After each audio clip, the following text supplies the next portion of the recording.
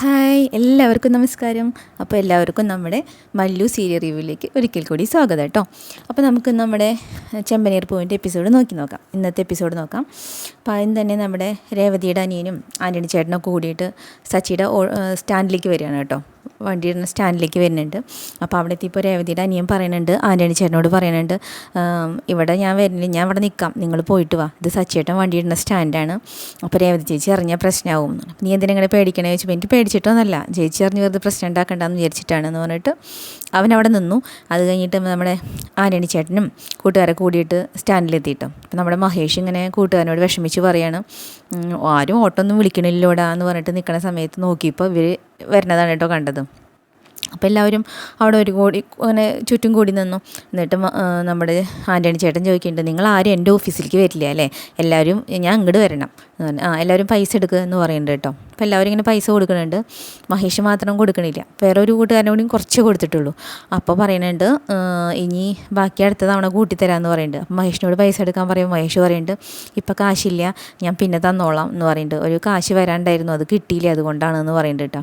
ഇതന്നെയാടാ നീ എപ്പോഴും പറയണത്, നീ എന്താ ആളെ കളിയാക്കണോ എന്നൊക്കെ ചോദിക്കുന്നുണ്ട് കേട്ടോ. എന്നിട്ട് പറയുന്നുണ്ട്, നാളെ ഞാൻ വരും, അപ്പോൾ മര്യാദയ്ക്ക് പൈസ തരണം, ഇനി വേറെ വാക്കൊന്നുമില്ല, പലിശ എന്തായാലും തന്നേ പറ്റൂ എന്ന് പറയുന്നുണ്ട് കേട്ടോ, ഇല്ലെങ്കിൽ ഞാൻ ചെയ്യാനുള്ളത് ചെയ്യുമെന്ന് പറയുന്നുണ്ട്. അപ്പം മറ്റേ കൂട്ടുകാരൻ മഹേഷിൻ്റെ അടുത്ത് ചോദിക്കണത്, നിനക്ക് ആ കൂറിയുടെ പൈസ മേടിച്ചിട്ട് ഇയാളുടെ പൈസ കൊടുക്കായിരുന്നില്ലടാ എന്ന് ചോദിക്കുന്നുണ്ട്. അപ്പോൾ പറയുന്നുണ്ട്, എനിക്ക് എൻ്റെ ആവശ്യങ്ങളെക്കാളും വലുത് സച്ചിയുടെ ആവശ്യമാടാ എന്ന് പറയുന്നുണ്ട് കേട്ടോ.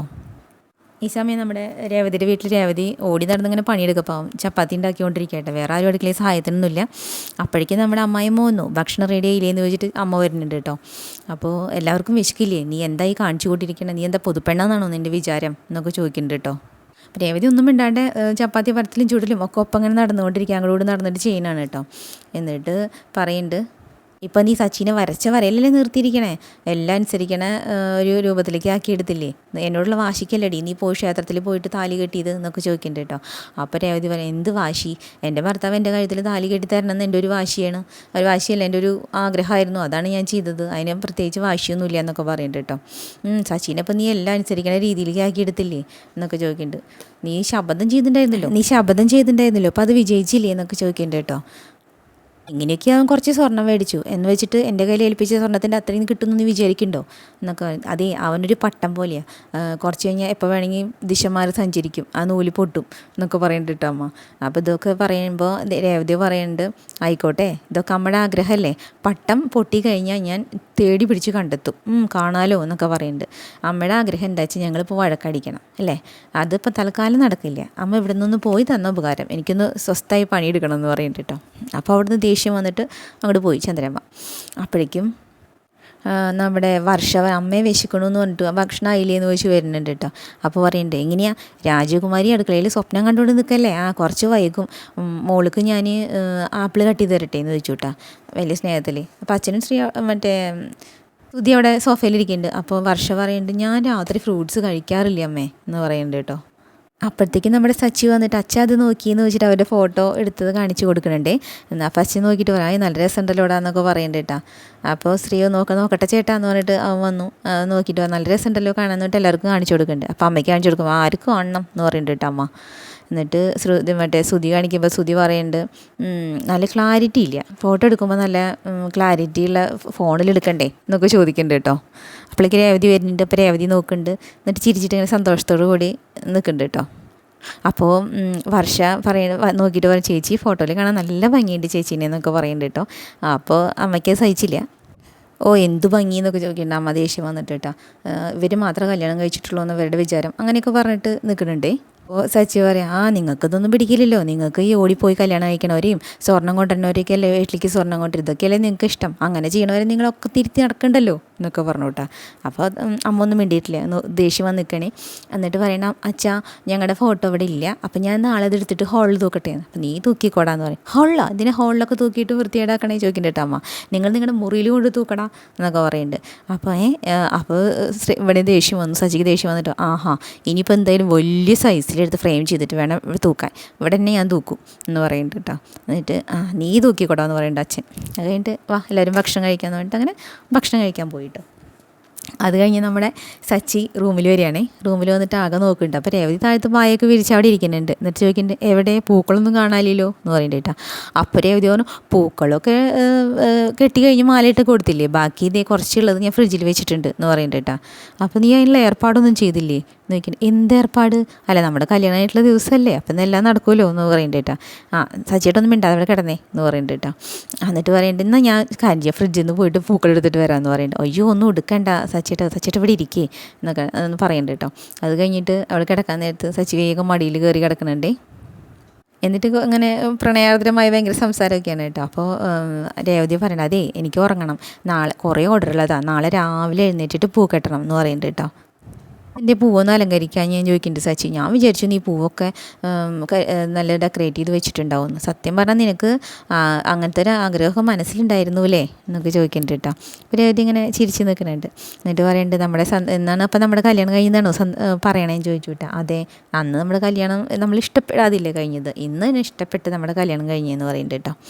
എന്നിട്ട് ചോദിക്കുന്നുണ്ട്, അപ്പം നിനക്ക് എന്നെ ശരിക്കും ഇഷ്ടമാണോ എന്നൊക്കെ ചോദിക്കുന്നുണ്ട് കേട്ടോ. അതെന്താ സച്ചിയേട്ടാ അങ്ങനെ ഒരു ചോദ്യം? 2 തവണ എൻ്റെ കഴുത്തിൽ താലി കെട്ടിയിട്ട് പിന്നെ എന്തിനങ്ങനെ ചോദിക്കണേന്ന് ചോദിക്കേണ്ടത്. അല്ല ഞാനൊരു റൗഡിയല്ലേ, റൗഡികളെ സാധാരണ പെണ്ണുങ്ങൾക്ക് ഇഷ്ടപ്പെടാറില്ലല്ലോ എന്ന് പറയുന്നുണ്ട് കേട്ടോ.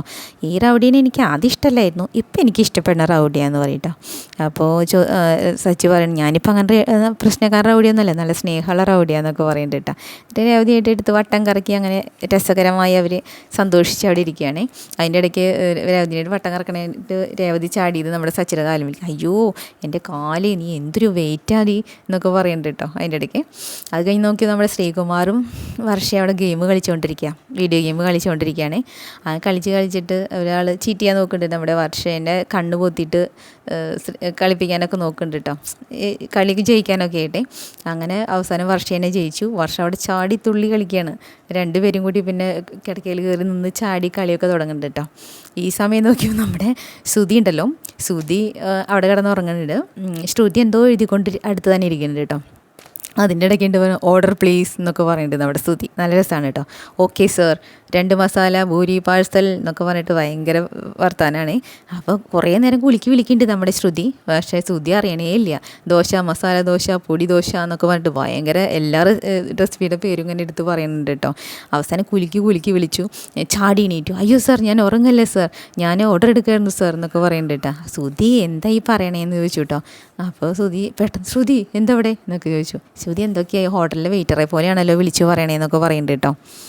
ഞാൻ അങ്ങനെ പലതവണ പറഞ്ഞു എന്ന് പറയുന്നുണ്ട് കേട്ടോ. ഈശ്വര, ഞാൻ എങ്ങാനും ഹോട്ടലിലെ ജോലിയിൽ നിന്ന് എങ്ങാനും പറഞ്ഞിട്ടുണ്ടാവുമോ എന്നൊക്കെ ചോദിച്ചിട്ട് എന്തെങ്ങനെ ആലോചിക്കണേ ചോദിച്ചു പറയാം. അതേ ഞാൻ എന്താ അങ്ങനെ പറഞ്ഞതെന്നറിയോ, ഞാനിപ്പോൾ എന്തിനങ്ങനെ പറഞ്ഞതെന്നൊക്കെ ആലോചിച്ചിരിക്കട്ടെ. എന്നിട്ട് പറയണേ, ഞാൻ രാവിലെ ചായ കുടിക്കാൻ പോയി. അപ്പോൾ അവിടുത്തെ മെനു കാർഡിൽ കണ്ടതും അവിടുത്തെ ആൾ പറഞ്ഞതൊക്കെ ഞാൻ മനസ്സിൽ കയറി. അവിടുത്തെ മസാല ദോശ മണം എനിക്ക് വലിയ ഇഷ്ടമായി, ഞാൻ കഴിക്കണമെന്ന് വിചാരിച്ചതാണ്, പക്ഷെ നീ ഇല്ലാണ്ട് എങ്ങനെ ഞാൻ കഴിക്കുക എന്നൊക്കെ പറഞ്ഞു. ശ്രുതി ഇങ്ങനെ നോക്കിയിരിക്കണം കേട്ടോ. എന്നിട്ട് ഞാൻ ഭയങ്കര ബോൾഡല്ലേ, ഞാൻ ആ മസാല ദോശയുടെ മാത്രമല്ല അവിടുത്തെ എല്ലാ മെനു കാർഡും ഞാൻ എൻ്റെ മനസ്സിൽ കയറ്റി, ഞാൻ ഭയങ്കര ബ്രില്യൻ്റ് ആയതുകൊണ്ട് ഒറ്റയടിക്ക് കയറ്റി എന്നൊക്കെ പറയുന്നുണ്ട് കേട്ടോ. മെനു കാർഡ് മൊത്തം ഞാൻ നോക്കി എൻ്റെ മനസ്സിൽ കയറ്റി എന്നൊക്കെ പറഞ്ഞിട്ടിരിക്കുന്നുണ്ട്. എന്നിട്ട് ഇങ്ങനെ നോക്കിയിരിക്കുന്നു, ഈശ്വര ഞാൻ പറഞ്ഞത് വിശ്വസിച്ചില്ലേ എന്നൊക്കെ പറഞ്ഞിട്ടിരിക്കുന്നുണ്ട് കേട്ടോ. ശ്രുതി ഇങ്ങനെ തുറച്ച് നോക്കി എന്നിട്ട് പിന്നെ പെട്ടെന്ന് ചിരിച്ചേ. എന്നിട്ട് പറഞ്ഞു, ശ്രുതി എന്തൊരു കോമഡിയാണ് എന്ന് പറയുന്നുണ്ട് കേട്ടോ. എന്നിട്ട് പറയണേ, എല്ലാ സാധാരണ ആണുങ്ങളുടെ സ്വപ്നത്തിൽ പെണ്ണുങ്ങളാണ് വരിക, ഇവിടെ ശ്രുതിയുടെ സ്വപ്നത്തിൽ മസാല ദോശയും വടയൊക്കെയാണ് വരുന്നതെന്ന് പറയുന്നുണ്ട് കേട്ടോ. അപ്പോൾ നമ്മുടെ ശ്രുതി ഓ ഇവൾക്കൊരു ബോധമില്ലാത്തതുകൊണ്ട് ഞാൻ രക്ഷപ്പെട്ടു എന്നും പറഞ്ഞിട്ട് കണ്ണും തുറിച്ച് ആകെ ടെൻഷൻ അടിച്ചിങ്ങനെ രക്ഷപ്പെട്ട ഒരു ഇതിലുണ്ടല്ലോ അങ്ങനെ കിടക്കുന്നുണ്ട് കേട്ടോ. ആ ഒരു സ്ഥിതിയോട് കൂടിയിട്ടാണ് നമ്മുടെ ഇന്നത്തെ ചെമ്പനീർ പൂവ് അവസാനിച്ചിട്ടുള്ളത് കേട്ടോ. അപ്പോൾ അടുത്ത എപ്പിസോഡായിട്ട് വീണ്ടും വരാം. അപ്പോൾ ഇന്നത്തെ എപ്പിസോഡ് ആരും മിസ്സാക്കണ്ട, നല്ല എപ്പിസോഡാണ്, കണ്ടോളൂ കേട്ടോ. നല്ല കുറച്ച് ശ്രുതിയുടെ അംഗങ്ങളൊക്കെ കുറച്ച് ചിരിക്കാനൊക്കെ ഉള്ള നല്ല എപ്പിസോഡാണ്. അപ്പോൾ ഓക്കെ, നാളത്തെ എപ്പിസോഡായിട്ട് വീണ്ടും വരാം കേട്ടോ. അപ്പോൾ നിങ്ങൾക്ക് ഇഷ്ടപ്പെടുകയാണെങ്കിൽ ലൈക്ക് ചെയ്യാനും ഷെയർ ചെയ്യാനും സബ്സ്ക്രൈബ് ചെയ്യാനൊന്നും മറക്കരുത് കേട്ടോ. Okay, by.